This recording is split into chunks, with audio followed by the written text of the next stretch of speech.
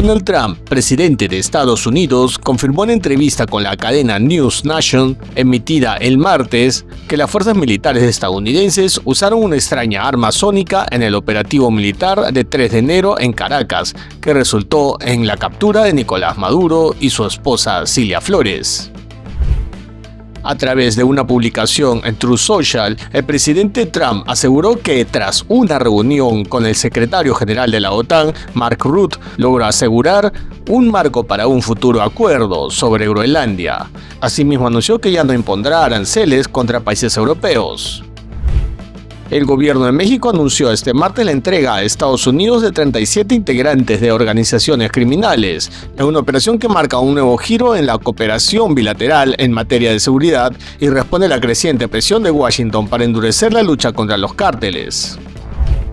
El príncipe Enrique, al borde de las lágrimas, acusó el miércoles a los tabloides de convertir en un absoluto infierno la vida de su esposa Meghan, en el juicio en Londres contra la editorial de Daily Mail y The Mail on Sunday.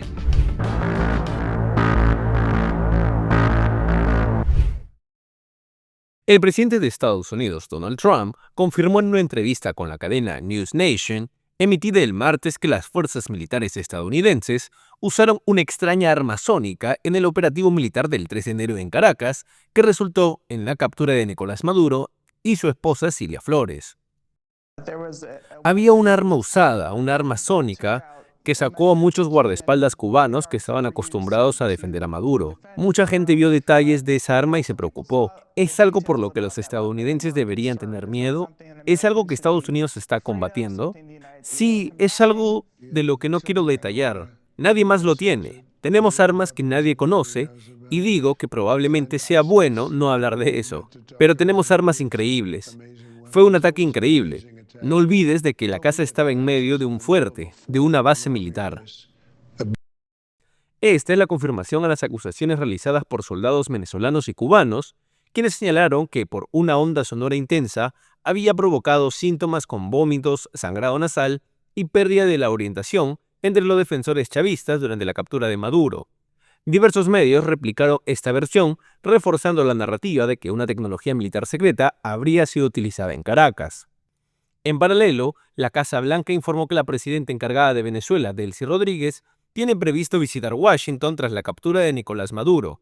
El anuncio sobre el viaje de Rodríguez se produce días después de una reunión entre Donald Trump y la líder de la oposición venezolana, María Corina Machado, a la que el mandatario estadounidense había excluido en el momento del proceso de transición en ese país por considerar que no cuenta con apoyo suficiente. En su lugar, Trump ha respaldado al nuevo gobierno de Rodríguez al asegurar que este funciona bajo tutela de su administración y está cumpliendo con todas las exigencias de Washington, incluido el acceso al sector petrolero venezolano y el envío de millones de barriles de crudo hacia Estados Unidos para su comercialización. Sin embargo, este martes el republicano afirmó que podría involucrar de alguna manera a Machado en el futuro de Venezuela y declaró que era una mujer increíble que hizo algo extraordinario, en referencia al gesto del activista quien le obsequió la medalla de su Premio Nobel de la Paz durante su última visita en la Casa Blanca.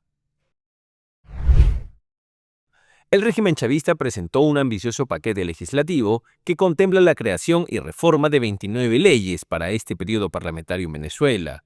La iniciativa, presentada y anunciada por el presidente de la Asamblea venezolana, Jorge Rodríguez, llega tras la captura de Nicolás Maduro y tiene como uno de sus principales objetivos facilitar el retorno de la inversión extranjera. Económicas especiales, nosotros estamos proponiendo llevar a discusión esta iniciativa del Ejecutivo para que la inversión extranjera en petróleo pueda desarrollarse de manera adecuada.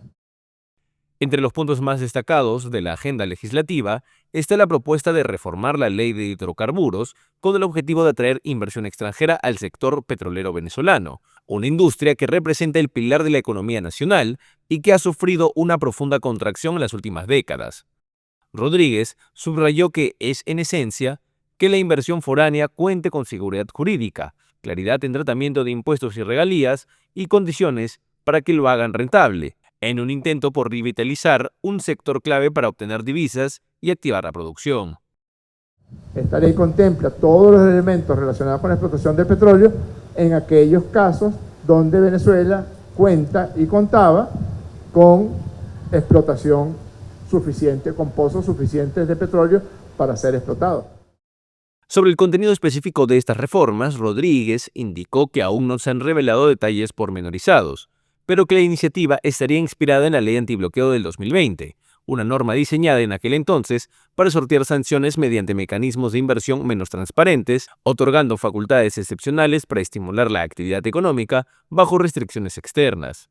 La vinculación con esta ley sugiere que el chavismo busca flexibilidad legal reforzada en un contexto donde las presiones internacionales y la necesidad de capital extranjero son un elemento central en la agenda económica.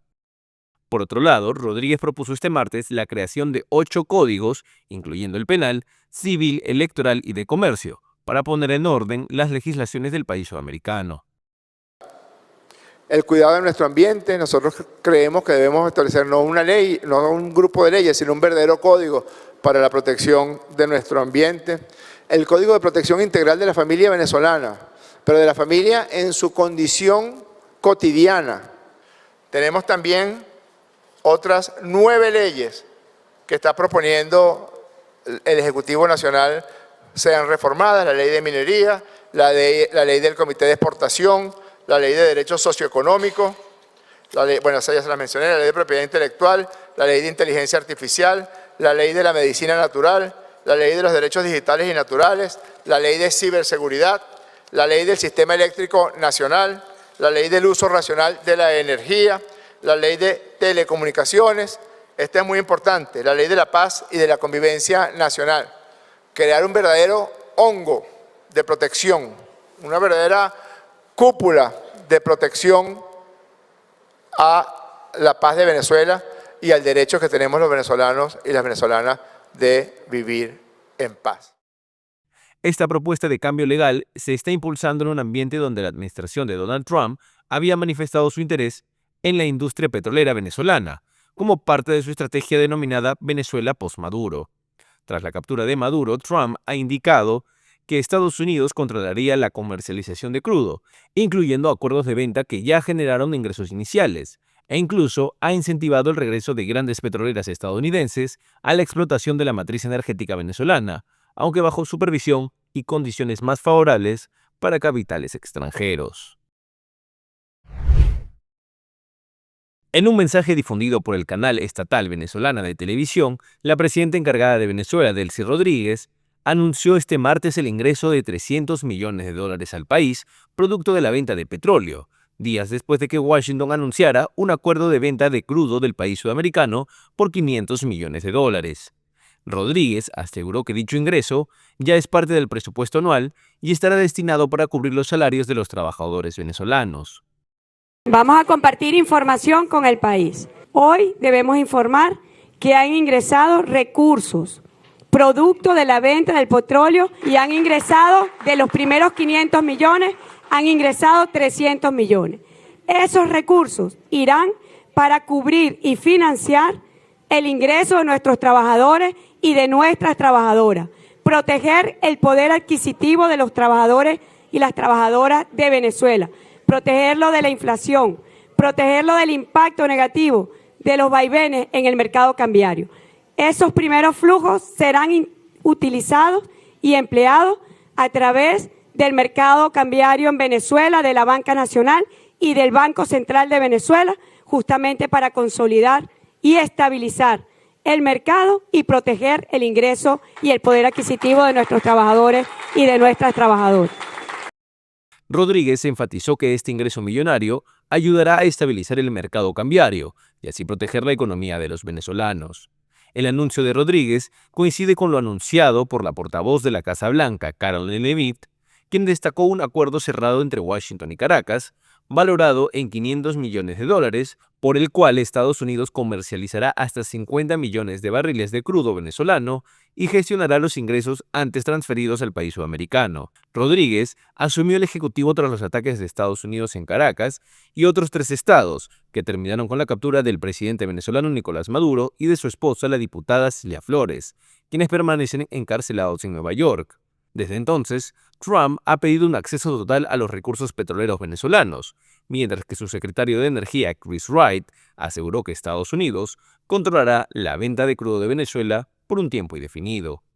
Como se sabe, la Casa Blanca anunció este martes que Rodríguez tiene previsto visitar Washington en los próximos días, para lo que se espera una reunión con representantes de la administración Trump.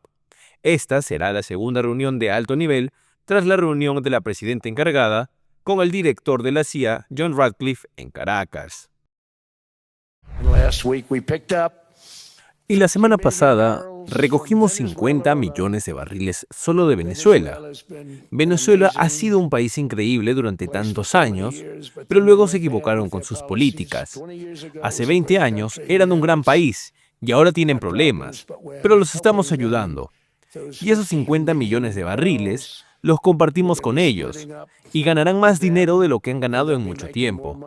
A Venezuela le va a ir fantásticamente bien. Agradecemos toda la cooperación que hemos brindado. Hemos brindado una gran cooperación. Una vez que terminó el ataque, dijeron, hagamos un trato. Más gente debería hacerlo, pero Venezuela ganará más dinero en los próximos 6 meses que en los últimos 20 años. Todas las grandes compañías petroleras se están uniendo a nosotros. Es asombroso, es algo hermoso de ver. El liderazgo del país ha sido muy bueno. Han sido muy inteligentes.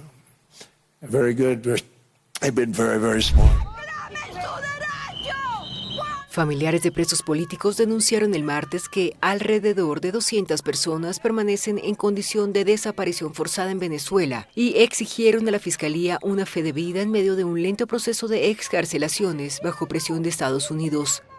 Un centenar de personas se concentró frente a la sede del Ministerio Público, donde una comisión entregó un documento con sus reclamos. La presión aumenta tras el anuncio de liberación realizado el 8 de enero por el gobierno de la presidenta interina Delcy Rodríguez, quien asumió el poder tras el derrocamiento de Nicolás Maduro durante un bombardeo estadounidense a Caracas y regiones vecinas. Es alarmante la cifra de personas en desaparición forzada que incluso en las últimas horas, en los últimos días, después del anuncio del presidente de la Asamblea Nacional sobre un número importante de excarcelaciones, se han presentado. Esta cifra se ha acrecentado, incluso el drama de los familiares al no saber en dónde están. Muchos familiares desconocen incluso el lugar de reclusión de sus allegados. Otros solo tienen sospechas sin confirmación oficial. Denuncian que las autoridades no han respondido a reiteradas solicitudes de información. Ellos pidieron fe de vida cuando se llevaron a su presidente. Pidieron fe de vida inmediatamente, a los 2 días, yo creo que las horas ya le estaban dando la fe de vida. Así que nosotros también tenemos los mismos derechos. Ellos tienen derechos, nosotros también tenemos derechos. Según organizaciones de derechos humanos, las excarcelaciones alcanzan unas 150 personas, dentro de un universo que supera los 800 detenidos. Los familiares insisten en que la desaparición forzada constituye un crimen de lesa humanidad y exigen respuestas inmediatas. ¡Justicia! ¡Justicia!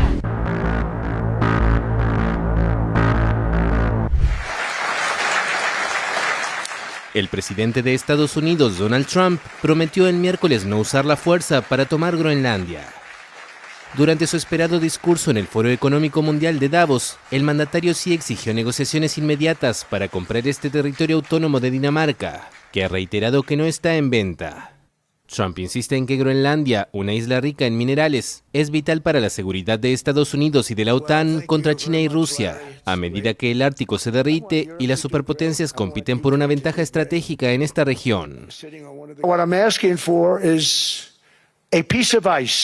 Lo que pido es un pedazo de hielo, frío y mal ubicado, que puede desempeñar un papel vital en la paz y la protección mundiales. Es una petición muy pequeña en comparación con lo que les hemos dado durante muchas décadas. Pero el problema con la OTAN es que nosotros estaremos allí para ellos al 100%, pero no estoy seguro de que ellos estarían allí para nosotros si les llamáramos.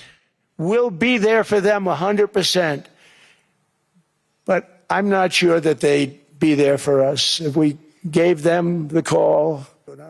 El presidente estadounidense también se refirió a Venezuela y dijo que sus dirigentes se han mostrado muy listos al negociar con Washington tras la captura de Nicolás Maduro, acusado de narcotráfico y que será juzgado en Nueva York. Además aseguró que Venezuela hará más dinero con el petróleo en los 6 próximos meses que el que hizo en los 20 años pasados. A través de una publicación en Truth Social, el presidente de Estados Unidos, Donald Trump, aseguró que, tras una reunión con el secretario general de la OTAN, Mark Rutte, logró asegurar un marco para un futuro acuerdo sobre Groenlandia. Tras una reunión muy productiva con el secretario general de la OTAN, Mark Rutte, hemos establecido el marco para un futuro acuerdo con respecto a Groenlandia y, de hecho, a toda la región ártica. Esta solución, de concretarse, será muy beneficiosa para Estados Unidos y todos los países de la OTAN. Con base en este entendimiento, no impondré los aranceles que debían entrar en vigor el 1 de febrero. Se están llevando a cabo conversaciones adicionales sobre la cúpula dorada en relación con Groenlandia. Se proporcionará más información a la medida que se avancen las conversaciones. El vicepresidente J.D. Vance, el secretario de Estado Marco Rubio, el enviado especial Steve Witkoff y otros, según sea necesario, serán responsables de las negociaciones, dijo Trump.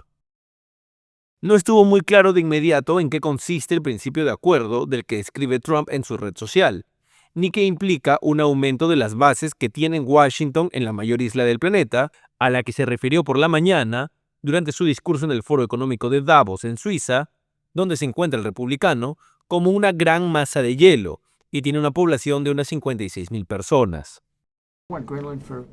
Quiero Groenlandia por seguridad, no la quiero para nada más. Tenemos tantas tierras raras que no sabemos qué hacer con ellas. No las necesitamos para nada más. Y en cuanto a Groenlandia, ya sabe, hay que bajar 7.6 metros a través del hielo para conseguirla. No es algo que mucha gente vaya a hacer o quiera hacer. No, estamos hablando de seguridad. Puedo decir algo sobre Mark. Él quiere seguridad y quiere seguridad para todos nosotros. Creo que todos somos miembros de la OTAN. Él quiere seguridad para la OTAN y más allá. En su intervención en este cónclave, en el que se reúne cada enero con los poderosos tecnológicos, políticos y económicos mundiales, Trump había subido al estrado horas antes para anunciar que no usará la fuerza para adueñarse de Groenlandia, una ambición que mantiene en vilo al mundo. Dimos un buen discurso.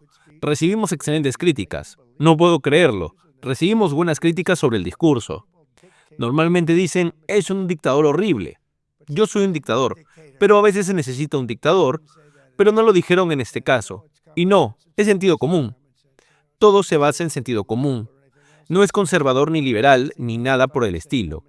Es, digamos, un 95% de sentido común. El presidente de Estados Unidos, Donald Trump, conmemoró el martes el primer aniversario de su regreso a la Casa Blanca. El mandatario dio un largo y desarticulado discurso, en el que sobre todo se quejó de la falta de reconocimiento a su trabajo, en momentos en los que solo un 42% de los estadounidenses aprueban su gestión frente a un 55% que la desaprueba. Trump mostró a los periodistas una carpeta en la que, según él, figuraban los 365 logros alcanzados desde que juró el cargo. Hemos tenido el mejor mercado bursátil de la historia, los mejores planes de pensiones 401k de la historia y heredamos un desastre. Las cifras que heredamos eran muy altas y ahora las hemos reducido casi todas considerablemente.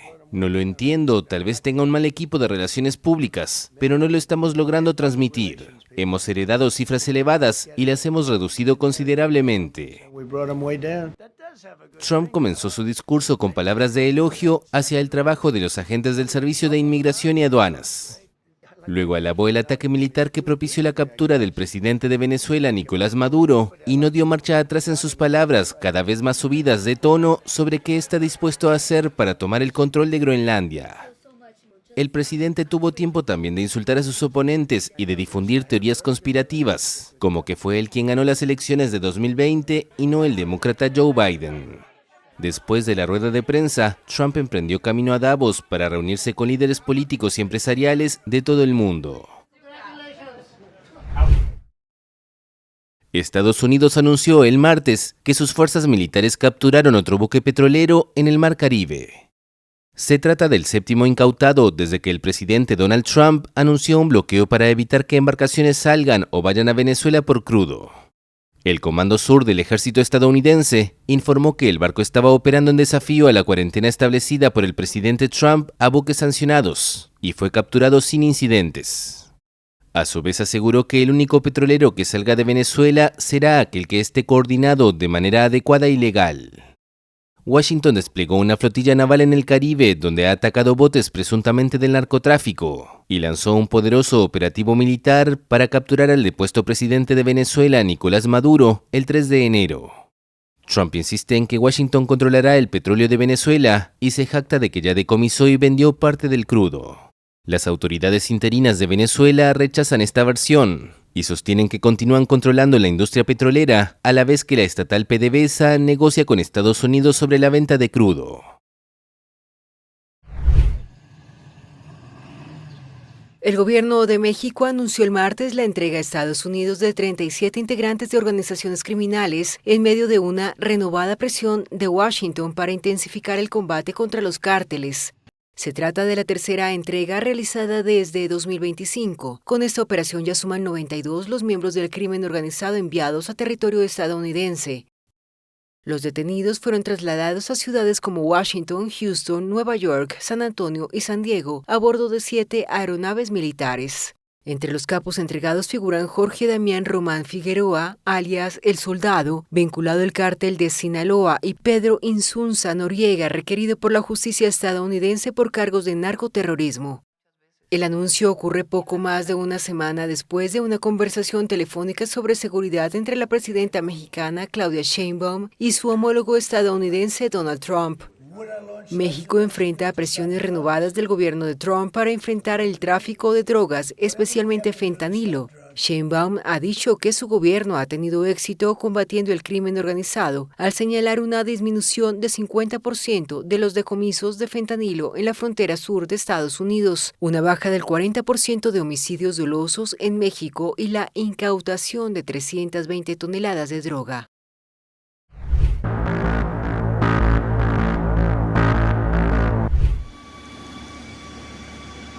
El ministro del Interior ruso, Vladimir Kolokoltsev, se encuentra de visita en Cuba para sostener reuniones bilaterales en un momento de creciente tensión regional, marcado por las presiones de Estados Unidos sobre la isla caribeña. A su llegada, Kolokoltsev fue recibido en el aeropuerto de La Habana por su homólogo cubano Lázaro Alberto Álvarez, junto a otras autoridades locales, en un gesto que pone de relieve la cooperación entre Moscú y La Habana. Desde el aeropuerto, Kolokoltsev también se refirió a la operación militar en Caracas, calificada por él como un acto de agresión injustificado, y subrayó la importancia de consolidar la cooperación internacional para contrarrestar influencias externas. Según la embajada rusa, el ministro celebrará encuentros oficiales y participará en actividades conmemorativas. Entre ellas, Kolokoltsev rindió homenaje en el cementerio de La Habana a los 32 soldados cubanos fallecidos durante la operación militar en Caracas, por quienes depositó una ofrenda floral y guardó un minuto de silencio. Esta visita se produce en un contexto de estrechos vínculos entre Rusia y Cuba, fortalecidos desde 2022, y mientras Estados Unidos intensifica sus advertencias y reuniones sobre la situación. Este martes, el presidente electo de Chile, José Antonio Kast, presentó al gabinete que lo acompañará en su mandato, un equipo integrado por 13 hombres y 11 mujeres, de los cuales pocos son políticos y quienes en su mayoría están vinculados al sector privado. Entre el nuevo gabinete figuran 2 antiguos abogados del general Augusto Pinochet, nombramientos que han despertado las alertas de organizaciones defensoras de los derechos humanos. Durante el evento, Kast aseguró que junto a su gabinete recuperará Chile. El nuevo mandatario llegará al Palacio de la Moneda el próximo 11 de marzo, cuando el progresista Gabriel Boric le entregará el poder del país del sur. Kast logró un 58% de los votos en las pasadas elecciones, convirtiéndose así en el primer presidente de extrema derecha y el primer pinochetista en llegar al poder tras el retorno de la democracia a Chile. Las autoridades chilenas detuvieron a una persona acusada de provocar un incendio en la misma zona donde, desde el fin de semana, bomberos combaten gigantescos siniestros forestales que ya han dejado 20 muertos. Según informó el ministro de Seguridad, Luis Cordero, el detenido habría iniciado varios focos incendiarios durante la madrugada, utilizando líquidos acelerantes en una plantación de trigo. En el lugar se incautó un bidón de 5 litros de combustible. El ministro agregó que en otro operativo realizado en Concepción, en la región del Biobío, fueron encontrados restos de elementos utilizados para encender el fuego, entre ellos envases plásticos con restos de líquido acelerante. Los incendios comenzaron el sábado en múltiples focos simultáneos en el Biobío, a unos 500 kilómetros al sur de Santiago. En pocas horas y favorecidas por las altas temperaturas del verano austral y fuertes vientos, las llamas arrasaron poblados completos. Las localidades más afectadas son Lirquén y Penco, donde se concentra la mayoría de las víctimas. En Lirquén, este miércoles comenzaron a llegar baños químicos y generadores de energía, mientras que en sectores como Punta de Parra se inició la entrega de ayuda para la reconstrucción. Aunque un descanso de las temperaturas ha ralentizado el avance del fuego, los bomberos continúan combatiendo focos activos, entre ellos en la localidad de Florida. El gobierno anunció bonos de emergencia para más de 7.500 personas afectadas, en medio de una tragedia que revive el recuerdo de los mortales incendios de Viña del Mar en 2024. Este martes se registraron manifestaciones en el centro histórico de Lima, las cuales fueron lideradas por los trabajadores de la petrolera estatal Petroperú, quienes están en huelga de 72 horas solicitando al gobierno que derogue un decreto de reestructuración patrimonial de la compañía. Los manifestantes denuncian que se está adelantando una privatización encubierta, razón por la que durante el recorrido, que terminó en la Plaza de San Martín, lanzaron consignas contra la reorganización de la empresa, en la cual se plantea delegar en manos de capitales privados distintas unidades. Entre los participantes de las manifestaciones también estuvieron miembros de la Confederación General de Trabajadores del Perú, el cual es el mayor gremio sindical del país. El decreto de reorganización fue emitido en diciembre pasado por el gobierno, año en el que durante el primer trimestre Petroperú reportó una deuda acumulada de $5.350 millones y pérdidas superiores a los 2.200 millones. Otra de las exigencias de los sindicatos es la renuncia de la ministra de Economía y Finanzas, Denise Miralles, a la que responsabilizan por la crisis interna que afronta la petrolera.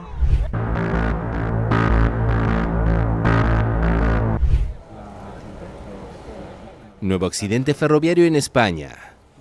Un tren de cercanías chocó el martes con un muro que cayó sobre las vías cerca de la localidad de Gélida, a unos 40 kilómetros de Barcelona. El operador español de infraestructuras ferroviarias, Adif, afirmó que una tormenta provocó la caída del muro, lo que generó los escombros contra los que se estrelló el aparato. Serán 37 personas las que se han atendido con heridas de diferente magnitud. Sí que finalmente el balance que ha pasado desde los compañeros del SEM son de 5 personas heridas graves y, como saben, tenemos que lamentar una víctima mortal también. El nuevo accidente se presentó pocas horas después de que los reyes de España visitaran la zona de Andalucía, donde la colisión de 2 trenes con 500 pasajeros a bordo dejó al menos 42 muertos el domingo, en una de las peores tragedias ferroviarias del país. El Parlamento Europeo remitió el miércoles a la justicia del bloque el acuerdo de libre comercio firmado con el Mercosur. La votación celebrada en Estrasburgo se saldó con 334 votos a favor y 324 en contra, más 11 abstenciones. Ahora, el Tribunal de Justicia de la Unión Europea, con sede en Luxemburgo, deberá analizar si el pacto respeta los tratados del bloque. Esta decisión posterga varios meses la aplicación formal del tratado, aunque la Comisión Europea puede, no obstante, implementarlo de forma provisional. La Comisión regrette cette décision par le Parlement européen. La Comisión lamenta esta decisión del Parlamento Europeo. Según nuestro análisis, las cuestiones planteadas por el Parlamento en esta moción no están justificadas, ya que la Comisión ya ha abordado estas cuestiones en profundidad con el Parlamento Europeo. Déjà adressé ces questions de façon très profonde avec le Parlement européen. El tratado, firmado el sábado tras más de 25 años de negociaciones, elimina aranceles a más del 90% del comercio bilateral y favorece las exportaciones de automóviles, maquinarias, vinos y licores europeos a Argentina, Brasil, Paraguay y Uruguay, fundadores del Mercosur. A cambio facilita la entrada a Europa de carne, azúcar, arroz, miel y soja sudamericanos. Se prevé que las exportaciones de la Unión Europea al Mercosur aumenten en un 39% y que el bloque sudamericano exporte al europeo un 17% más.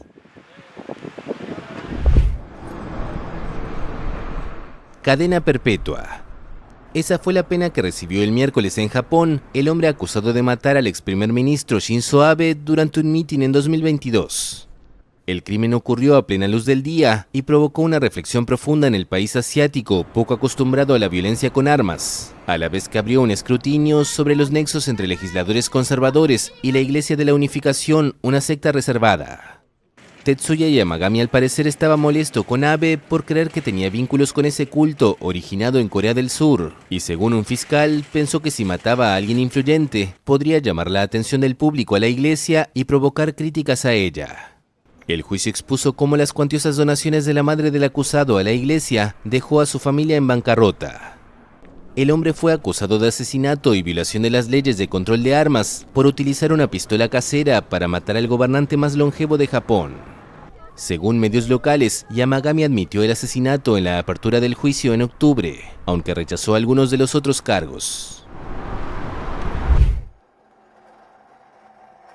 El príncipe Enrique llegó el miércoles al Tribunal Superior de Londres para declarar en el juicio contra los tabloides británicos Daily Mail y The Mail on Sunday. Vestido con un traje oscuro, el hijo menor del rey Carlos III prestó declaración en un proceso en el que acusa a la editorial Associated Newspapers de hackeo telefónico y obtención ilícita de información. La empresa rechaza las acusaciones y afirma haber utilizado fuentes legítimas. Durante su testimonio, Enrique se mostró visiblemente emocionado. Ante el tribunal, afirmó que la presión mediática convirtió la vida de su esposa Meghan en un absoluto infierno y calificó el proceso judicial como una experiencia horrible y traumática. El príncipe aseguró que los ataques persistentes, algunos de ellos de tono racista, lo llevaron a cuestionar la histórica falta de respuesta de la familia real frente a la prensa sensacionalista. A la salida de la audiencia, Enrique volvió a mostrarse afectado. El duque de Sussex responsabiliza a los medios por la muerte de su madre, la princesa Diana, fallecida en 1997 mientras huía de los paparazzi. Este es el tercer y último juicio impulsado por el príncipe, quien afirma que su lucha busca defender el derecho a la privacidad y exigir responsabilidades.